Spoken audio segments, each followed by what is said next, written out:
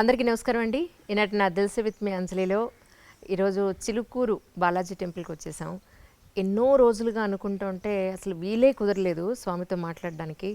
Doctor Rangarajan గారు is with us right now. ముందైతే sir welcome సుప్రదం సార్. నమస్కారం అండి. నమస్తే అమ్మా. చాలా సంతోషం మిమ్మల్ని చూడడం, కలవడం. ఎప్పటి నుంచి అనుకుంటుంటే ఈ రోజుకి తీరింది మనకి యాక్చువల్లీ.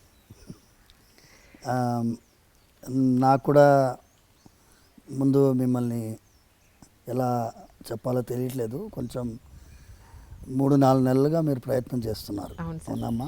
అవును సార్. ఎందుకంటే ఏదో ఒక కార్యక్రమం ఈ నడుమ ఈ స్వామివారి సేవలో మనకి కుదరలేదు.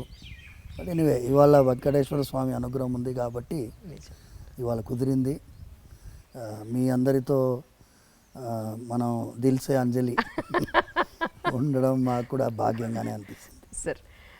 సార్ ముందుగా నిన్న జరిగిన గ్రహణం గురించి కొంచెం క్లారిటీ తీసుకుందాం. గ్రహణం అని అనగానే సూర్యగ్రహణమైనా చంద్రగ్రహణమైనా మన ఇంట్లో పచ్చళ్ళు లేదా ఆహార పదార్థాలు ఏమన్నా వాటి మీద ఒక గరిక వేసి పెట్టి ఉంచడం అనేది ఎన్నో సంవత్సరాల నుంచి జరుగుతోంది. అది వేయడం వల్ల ఉపయోగం ఏంటి, వేయకపోవడం వల్ల వచ్చే నష్టం ఏంటి అనేది ఇంతవరకు ఎవరు క్లారిఫై చేయలేదు. మా ఇంట్లో అడిగితే అలా వెయ్యాలి అంతే అని అన్నారు మా పెద్దవాళ్ళందరూ. ఇది కాకుండా రేషనలిస్టులు అందరూ కూడా గ్రహణం వల్ల వచ్చే నష్టం ఏం లేదు, ఆ టైంలో మేము తింటాం, బయటికి పెడతాం, మేము చూస్తాం, దీనివల్ల వచ్చే నష్టం లేదని వాళ్ళు అంటున్నారు. ఏది నిజం అసలు? మీ వరకు మీరు చూసిన దీంట్లో ఏం చెప్తారు సార్? ముందుగా గ్రహణం అనేది మనం వాడేటటువంటి విధానంలో మీరు చూస్తే ఏదన్నా మీరు బుక్స్లో రాసేటప్పుడు దీనికి గ్రహణం పట్టింది, మన వైభవానికి గ్రహణం పట్టింది అలా వాడతారు, నెగటివ్ టర్మినాలజీగా వాడతారు. కానీ నిజంగా చెప్పాలంటే గ్రహణం అనేది ఒక విధంగా చూస్తే ఒక అద్భుతమైనటువంటి సన్నివేశం. గ్రహణం రోజు ఏం గుర్తొస్తుంది మనకి? అమృతం సంపాదించినటువంటి ఆ క్షీరసాగర మథనం గుర్తు రావాలి. అమృతం వచ్చిన తర్వాత దేవతలకి రాక్షసులకి పంచుతున్న సమయంలో ఈ స్వామివారి చక్రానికి బలైనటువంటి రాహు కేతు. సో వాళ్ళు సూర్యచంద్రుల నడుమ వాళ్ళు కూర్చున్నారు కాబట్టి వాళ్ళు అమృతాన్ని స్వీకరించిన తర్వాత తల నరకబడింది. సో అందులోంచి ఆవిర్భవించిన వాళ్ళే వీళ్ళిద్దరు. సో అమృతాన్ని స్వీకరించారు కాబట్టి వాళ్ళు కూడా చిరంజీవులు అయిపోయినారు, వాళ్ళకి మరణం లేదు. సో అది ఒక పురాణ గాథగా మనం అందరం చెప్పుకుంటూ వచ్చాం. సూర్యగ్రహణం, చంద్రగ్రహణం అనేది మనకి కేతుగ్రస్త సూర్యగ్రహణం, రాహుగ్రస్త చంద్రగ్రహణం ఇలా మనం పాటిస్తూ ఉన్నాం. మన సనాతన ధర్మంలో, వేద మార్గంలో ఈ గ్రహణానికి ఒక గొప్పతనం ఉంది. ఎన్నో పురాణాల్లో వివరిస్తున్నారు. దాని గురించి మనం పోతూ ఉంటే ఐ డ్రీమ్లో దిల్సే చెప్పలేము చాలాసేపు. బట్ అల్టిమేట్ ఏంటంటే గ్రహణం అప్పుడు చాలా విశేషమైనటువంటి ఫలితాలు ఉంటాయి. గ్రహణ స్నానం 3 స్నానాలు చెప్పబడింది: స్పర్శ, మధ్యకాలం, పుణ్యకాలం. సో ఈ తర్పణాలు చెప్పబడ్డాయి. ఆ సమయంలో తర్పణం చేస్తే పితృదేవతలు అత్యంత ప్రీతిపాత్రులుగా అవుతారు అని. గ్రహణ కాలంలో మీరు చేసిన ఏ దానమైనా 1,000,000 రెట్లు మల్టిప్లై అవుతుంది. గ్రహణ కాలంలో మీరు చేసిన ఏ యొక్క మంత్ర జపమైనా కొన్ని కోట్ల రెట్లు మల్టిప్లై అవుతాయి. ఇంత అద్భుతమైనటువంటి సన్నివేశాన్ని దాన్ని భయాన్ని సృష్టించే విధంగా మనం చూడకూడదు. ఎన్నోసార్లు భక్తులకి ఈ విషయాన్ని చెప్పడం జరిగింది. మరి గుళ్ళు ఎందుకు క్లోజ్ చేస్తారు సార్? తిరుపతి కానీ ఇక్కడ కానీ మొత్తం గుళ్ళన్నీ క్లోజ్ చేస్తారు కదా. గుళ్ళు క్లోజ్ చేయడం గ్రహణానికి భయపడి కాదమ్మా. మీరు స్వార్థ యజనం చేయాలి. గుడి అనేది పరార్థ యజనం, అంటే అందరి కోసం ఉండేటటువంటి ఒక దేవాలయంలో మీరు చూసేది పరార్థ యజనం, అందరి కోసం జరిగే పూజ ఇది. సర్వే జనాః సుఖినో భవంతు అనే సంకల్పము ప్రత్యక్షంగా మీకు వినిపించేది మా ఇళ్లలో మేము చెప్తూ ఉంటాం. పురాణాల్లో పారాయణం జరిగిన తర్వాత చెప్తూ ఉంటాం. కానీ స్వార్థ యజనము అనేది మీ ఇంట్లో ఉండే సాలగ్రామ ఆరాధన పూజకి స్వార్థ యజనం. యజనం అంటే యజ్ఞం. ఎస్. దేవాలయంలో పరార్థ యజనం. పరార్థ యజనానికి కొన్ని నియమాలు ఉంటాయి. గ్రహణ కాలంలో మీరు చేయాల్సింది అర్చకులు కానీ ఆ దేవాలయంలో పనిచేసే వాళ్ళు కానీ వాళ్ళు చేయాల్సిన నియమాలకి నిబంధనలకి కొన్ని ఇబ్బందులు ఏర్పడతాయి. గ్రహణ కాలంలో మీరు నైవేద్యం తయారు చేయలేరు. సో ఇవన్నీ కారణాల వల్ల ఆగమ శాస్త్రం విధించబడింది. ఈ సమయంలో మీరు దేవాలయాలకి మనకి స్వామివారి యొక్క ఆరాధనము మనము నిషేధించి వారికి, ఎందుకంటే మీరు ఫస్ట్ మీరు పుణ్యస్నానం చేసిన తర్వాతే కదా దేవాలయానికి వెళ్ళగలిగేది. అవునండి. ఇప్పుడు నేను దేవాలయంలో ఆరాధన చేయాలంటే నిన్న గ్రహణం అయింది, సూర్యగ్రహణం సంభవించిన తర్వాత సూర్యుడిని చూడాలి. సూర్యుడిని చూసిన తర్వాత పుణ్యస్నానం చేయాలి. నిన్న రాత్రి మొత్తం సూర్యుడిని చూడలేదు. నిన్న గ్రస్తాస్తమయం అంటే అస్తమన సమయంలో సూర్యుడిని గ్రహణం పట్టింది, విడిచింది 6:30కి. సూర్యాస్తమన సమయం 5:55. అవును సార్. సో 6:30 తర్వాత సూర్యుని చూడలేం కదా.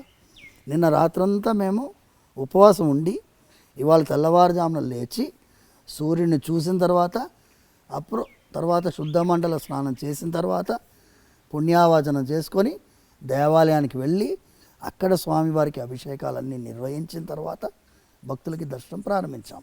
అంటే భగవంతుడికి భక్తుడికి నడుమ ఉండే అర్చకుడికి కూడా ఈ పుణ్యస్నానాలు అవసరం కాబట్టి స్వామివారు తమల్ని ఆ ఒక్కరోజు ఆ గ్రహణ కాలంలో భక్తులకి అందుబాటులో లేకుండా మనందరి మీద వాత్సల్యంతో అది పెట్టారు.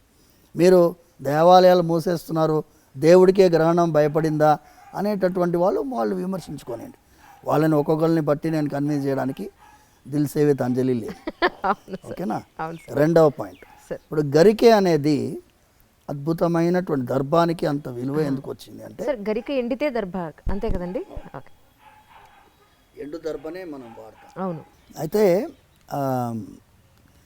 దానికి కూడా ఇప్పుడు మనకి పుష్కర స్నానం ఎలాగ వచ్చిందో 12 ఏళ్ళకి ఒకసారి పుష్కరాలు వస్తాయో ఈ అమృత భాండం నుంచే పుష్కరం గురించి కూడా వచ్చింది. అలాంటిదే ఈ అమృత భాండం గరుత్మంతుల వారు తన యొక్క తల్లిని వినతాదేవిని శాపం నుంచి విడుదల చేయడం కోసం ఇంద్రుడితో పోరాడి అమృత భాండం తీసుకొచ్చి ఏం చేస్తారంటే ఈ గరిక పైన పెడతారు. సో గరిక పైన పెట్టినప్పుడు ఈ సర్పాలన్నిటికీ కూడా మీరు వెళ్ళి స్నానం చేసి రావాలి, అప్పుడే మీరు ఈ అమృతాన్ని స్వీకరించవచ్చు అంటారు. అంటే అందరూ వేల సర్పాలన్నీ సముద్రంలో స్నానానికి వెళ్తారు. మళ్ళీ ఇంద్రుడు వచ్చి తీసుకెళ్ళిపోతాడు అమృత భాండాన్ని. తీసుకెళ్ళేటప్పుడు గరిక మీద అమృతం పడుతుంది. సో అది అమృతంతో తడిసింది కాబట్టి దానికంతా గొప్పతనం. సో అది గరికె తడిసిన తర్వాత ఈ సర్పాలన్నీ ఏం చేస్తాయి, వచ్చి ఆ గరికెని నాకితే సర్పం యొక్క నాలుక రెండుగా చీలిపోతుంది. సో రెండు సైమల్టేనియస్ జరుగుతాయి. అందుకే సర్పానికి 2 నాలుకలు గరికె వల్ల వచ్చి అంత షార్ప్గా ఉంటుంది, కోస్తుంది అది.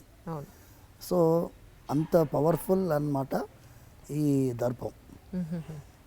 దర్భానికి అంత గొప్పతనం. మేము పవిత్రం ధరిస్తాము, పవిత్ర పాణి అంటారు. పవిత్రం ధరించి వెళ్తాము. ఏదన్నా శుభకార్యం జరగాలన్నా పవిత్రంతో జరగాలి. సో అంత ముఖ్యత్వం ఈ అమృతం వల్ల వచ్చింది. సో గ్రహణం సమయంలో సంబంధించిందంతా అమృతంతో సంబంధించిన విషయం. సో అందుకోసం అంత ముఖ్యత్వం. దాన్ని కనుక మనము ఏదన్నా పదార్థం పైన, వండిన పదార్థం పైన, పచ్చళ్ళ పైన, చెడిపోయే పదార్థం పెరుగు అందులో పెడతారు, చిన్న ముక్క పెడితే అది చెడిపోకుండా ఉంటుంది దర్భం వల్ల. ఇది మనం నమ్ముతాం. ఇప్పుడు నమ్మకం ఉండేవాళ్ళు నమ్ముతున్నాం. ఇప్పుడు మేము వెళ్ళి ఈ రేషనలిస్టులని వాళ్ళు అదేమంటారు హేతువాదుల్ని వెళ్ళి కన్విన్స్ చేయాల్సిన అవసరం లేదు. నేను ఇప్పుడు కాదమ్మా, మీకు తెలుసుంటే 20 ఏళ్ల ముందు ఎప్పుడైతే ఈ టీవీ ఛానల్ దూరదర్శన్ తప్ప అవును, మిగతా ఎక్స్ట్రా ఛానల్స్ ఛానల్స్ వచ్చాయో. ఎప్పుడైతే వచ్చాయో అప్పుడు మొట్టమొదటిసారి ఒక ఛానల్లో గ్రహణ సమయంలో నన్ను కూర్చోబెట్టి, నేను రానయ్య బాబు, కూర్చోబెట్టి ఏం చేశారు, సమోసా అవన్నీ తీసుకొచ్చారు. మేమంతా తింటాం చూడండి, ఏమన్నా అవుతుందంటే, ఇప్పుడు మీరు చిన్న విషయం అమ్మా, తిన్న వెంటనే ఏమన్నా అవుతుందా? ఏమీ కాదు సార్. ఏమి కాదు. ఇప్పుడు స్మోకర్స్ ఉన్నారు, రోజు సిగరెట్ తాగుతాడు, ఏమైనా అవుతుందా వాడికి? ఎప్పుడు అవ్వాలో అప్పుడు అవుతుంది, అవును. ఎప్పుడు అవ్వాలో అప్పుడు అవుతుంది. అయినప్పుడు మీరు అయ్యో ఎందుకు చేసామరా అనిపిస్తుంది. ఇప్పుడు సైంటిఫికల్గా గ్రహణం సమయంలో lot of other reasons are being చెప్తున్నారు. సైన్స్ కూడా గ్రహణం సమయంలో what are the changes, electromagnetic fields ఏముంటుంది, ఎలా ఉంటుంది పరిస్థితి, వాతావరణంలో ఏ మార్పులు ఉంటాయి, వాళ్ళు రీసెర్చ్ చేస్తున్నారు, ఇప్పుడు ఇంకా చేస్తున్నారు. So let us wait. శరీరం పైన మనది ఏంటి అంటే అమ్మా, ప్రకృతితో అనుసంధానమైనటువంటి ఒక జీవితం మనది. అది గ్రహించాము కాబట్టే ఇప్పుడు ఈ CO2 కార్బన్ ఎమిషన్ వాళ్ళు విదేశీ వాళ్ళు మాట్లాడుతున్నారు చూడండి, మన వాళ్ళకి ముందు నుంచే తెలుసు. ఋషులు వాళ్ళు ప్రకృతితో అనుసంధానంగా మీరు జీవించాలి, ప్రకృతికి విపరీతంగా మనకు ఏ కార్యక్రమం చేయకూడదు అనేటటువంటి విధానంలో మనం జీవించాం కాబట్టి చాలా విషయాల్లో ప్రకృతితో సంబంధించినటువంటి అంశాలు మనం చెప్తున్నాం. గ్రహణం కూడా ప్రకృతితో సంబంధించిన విషయం. సో గ్రహణం సమయంలో గర్భిణీ స్త్రీలు కొంచెం జాగ్రత్త పడాలని చెప్పాం. అది మూఢనమ్మకం, అది ఇది అన్నారు. ఎవరెవరు మూఢనమ్మకం అన్నారో వాళ్ళు చాలామంది ఈ వైపు వస్తున్నారు, ఇప్పుడు ఈ వైపు వస్తున్నారు. మీరు చూడండి ఎక్కడైనా బిగ్గెస్ట్ రేషనలిస్ట్ సైంటిస్ట్ వాళ్ళు మేము చేసిన ప్రయాణం అనేది సరి అయిన ప్రయాణం కాదు, ఈ రాజమార్గంలో ప్రయాణమే సరైన. త్యాగరాజ స్వామి పాడాడు, చక్కని రాజమార్గం ఉండగా సందులో దూరనేలా అని పాడాడు. అది సందు తెలియదు, ఎక్కడపోతామో తెలియదు, అందుకోసం ఇటువైపు రావడమే మంచిది. ఇది ఏంటి అమ్మా, కొన్ని వేల సంవత్సరాల చరిత్ర ఉన్నటువంటి సనాతన ధర్మం.